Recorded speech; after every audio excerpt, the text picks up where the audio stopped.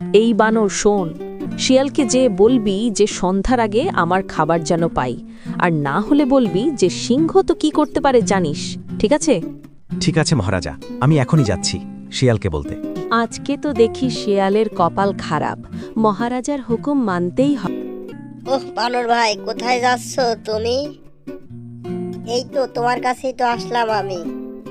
এই যে শিয়াল ভাই, শুনো শুনো। কি রে বানর, এত তাড়া কেন? মহারাজা আজ তোমাকে দুপুরের খাবার রেডি করতে বলেছে, সময় মতো যেন সব ঠিকঠাক থাকে। কি মহারাজা নিজে বলেছে? হ্যাঁ রে, আমি তো শুধু খবর দিতে এসেছি, এবার বুঝে নে বাকিটা। উফ, এবার তো কিছু একটা করতেই হবে।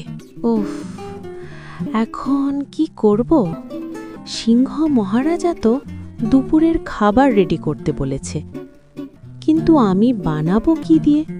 খাবার আসবে কই থেকে? সামনে গেলে বিপদ, আর কিছু না করলে আরও বড় বিপদ। ভাবতে হবে খুব ঠান্ডা মাথায়। এমন কিছু করতে হবে যাতে মহারাজা খুশি থাকে আর আমি বেঁচে যাই। নিশ্চয়ই কোনো রাস্তা আছে, মাথা খাটালেই কিছু একটা বেরোবেই। মহারাজ, আজ খাবারটা আমার দ্বারা সম্ভব না, সবই বড় বড় শিকার, আমি গেলে হাতছাড়া হয়ে যাবে, কিন্তু আপনি গেলে অনেক বড় শিকার নিশ্চয়ই ধরতে পারবেন। এরপর সিংহ ও শিয়াল একসাথে এগিয়ে চলে। শিয়াল শিকার করতে বাধ্য, কিন্তু চালাকি ভাব এখনো চোখে। দুজনে একসাথে শিকার বা তাজের দিকে যাচ্ছে, কিন্তু দর্শক জানে শিয়াল বুদ্ধি করছে।